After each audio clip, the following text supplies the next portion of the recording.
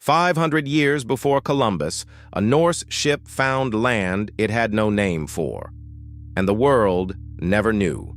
No fanfare, no royal courts waiting for news, no maps updated, just a crew of Norse sailors standing on the edge of a continent that, as far as European history remembers, would not be discovered for another 5 centuries.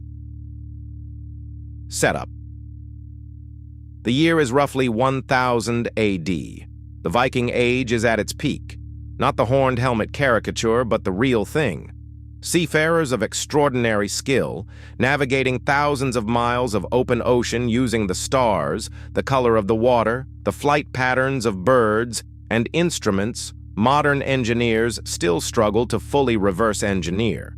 These are people who had already colonized Iceland by 874 AD, who had settled Greenland by 985 AD, who had reached the edges of the known world so many times that pushing further west wasn't madness, it was habit. And out of that world came one man who went further than anyone. His name was Leif Erikson, son of Eric the Red, the exiled Norse chieftain who founded the Greenland settlement. Leif grew up at the outermost edge of the Norse world, which means he grew up with the ocean as a neighbor, not a barrier. The question isn't why Leif eventually sailed west. The question is why it took this long for the rest of the world to take it seriously. Development. The story of Vinland comes to us first, not from archaeology, but from 2 ancient Icelandic texts, written down in the 13th century but describing events nearly 300 years earlier. The Saga of the Greenlanders and the Eric the Red Saga. These are not myths in the traditional sense. They read more like terse, practical accounts. Names, places, distances, weather. The Norse didn't dramatize the way the Greeks did. They recorded. Both sagas describe Leif Erikson sailing west from Greenland around the year 1000 AD, reaching land he called Helluland, flat rock land. Then Markland, forest land. And finally, a place so rich in wild grapes and self-sown wheat that he called it Vinland, wine land. He built shelters.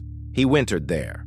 He returned to Greenland with timber, a resource desperately scarce in Greenland, and with stories. For centuries, historians were skeptical. Sagas were literature, they argued. Oral traditions shaped by generations of retelling. The locations were vague, the timelines inconsistent. Vinland was probably a myth, or at best, an exaggeration. Then, in 1960, everything changed. A Norwegian explorer named Helge Ingstad and his archaeologist wife Anne Stein Ingstad were following a methodical hunch, tracing the saga descriptions against actual geography. They arrived at the northern tip of Newfoundland, Canada, at a place called L'Anse aux Meadows. A local fisherman named George Decker pointed them toward a series of strange, overgrown ridges in the ground, bumps in the earth that looked like nothing in particular, unless you'd spent years studying Norse sod construction. The Ingstads began excavating. What they found rewrote history. 8 buildings, Norse in design, sod walls, timber frames, a blacksmith forge, proof positive of iron smelting, something indigenous peoples of the region did not do at the time. Bog iron slag, a bronze cloak pin of distinctly Norse type, a spindle whorl, a tool for spinning thread, almost certainly used by a woman. That detail matters. This wasn't a raiding party. This wasn't a short exploration stop. Women were there. This was a settlement. Radiocarbon dating put the site at approximately 1000 AD, matching the sagas almost exactly. L'Anse aux Meadows was confirmed. Vinland was real. The settlement could have housed between 70 and 90 people at its peak. It showed evidence of woodworking, boat repair, and iron production. It was functional. It was organized. It was, by every measure, a genuine colonial outpost, the first European settlement in North America, predating Columbus by roughly 500 years. So why did it disappear? This is where the story gets complicated and deeply human. The sagas themselves describe violent encounters with the people Leif's successors called Skraelings, a Norse term probably derogatory for the indigenous inhabitants of the region, most likely the ancestors of the Beothuk or the Dorset culture peoples. Early contact was cautious, then economic, trade in furs and cloth, then it turned deadly. In the Eirik, the Red Saga, a Norse bull charges a group of Skraelings, terrifying them. Tensions escalate, weapons are drawn, people die on both sides.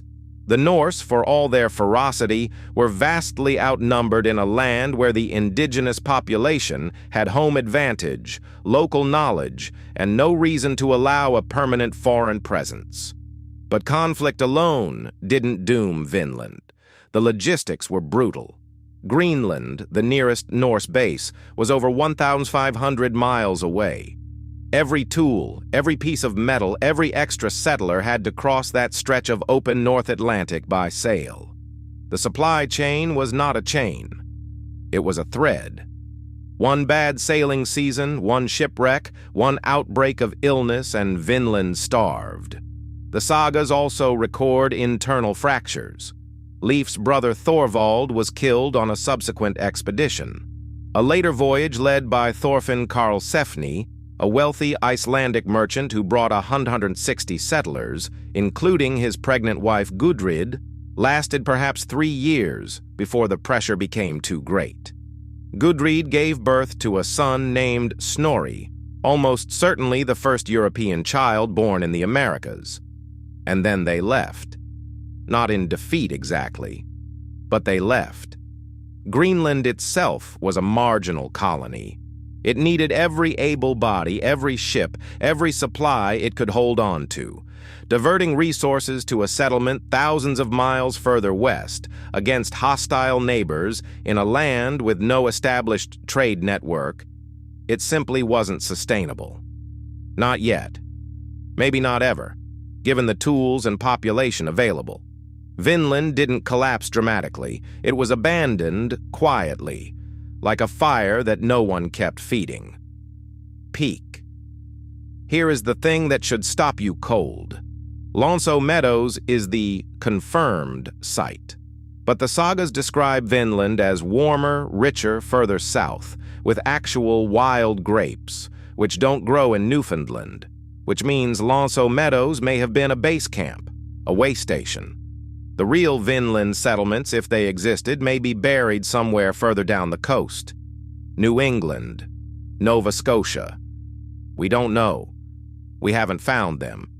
In 2016, satellite imaging identified a possible second Norse site at Point Rosie in Newfoundland, iron-working residue, shaped stones. Investigation is ongoing. It has not been confirmed.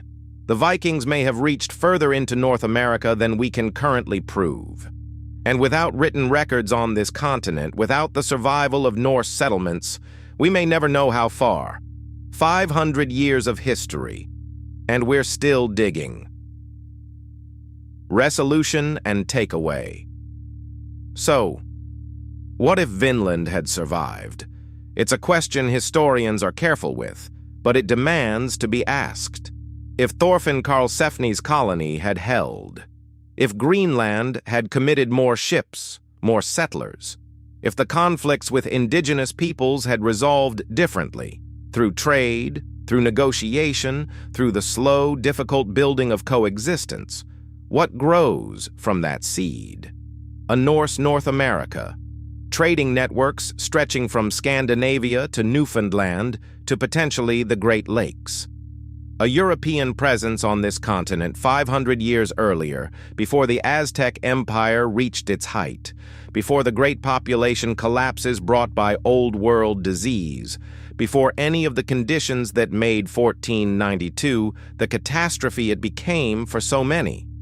Would it have been peaceful? Almost certainly not. Norse expansion was never gentle, but it would have been different. And different, at that scale, across that timeline, changes everything. The languages spoken here, the nations that formed, the civilizations that rose or were prevented from rising. History pivots on what survives, not just what happens. And that's the sharpest lesson in Leif Erikson's story. He got there. He built something real. And the world forgot, not because he failed, but because the civilization behind him couldn't sustain what he started. Columbus succeeded not because he was braver or more skilled. He succeeded because he had the weight of an expanding, hungry European empire behind him. Spain, in 1492, was ready to colonize. Greenland, in 1000 AD, was struggling to survive. Leif Erikson arrived too early, from too far, with too little. And so history filed his discovery under legend for 500 years, while Columbus got the credit, the holiday, and the myth. Outro. The ruins are still there, on the northern tip of Newfoundland. Wind-scoured, turf-covered, quiet. You can walk through the reconstructed longhouses. You can stand where Gudrid stood, where Leif's crew hauled timber, where the first Europeans on this continent lit fires against the North American cold. They were here. 1,000 years ago, they were here. And the question that stays with you, after the sagas, after the archaeology, after all of it, isn't really about Vikings. It's about what else we've gotten wrong, whose stories are still buried, whose discoveries are still waiting for someone stubborn enough to dig.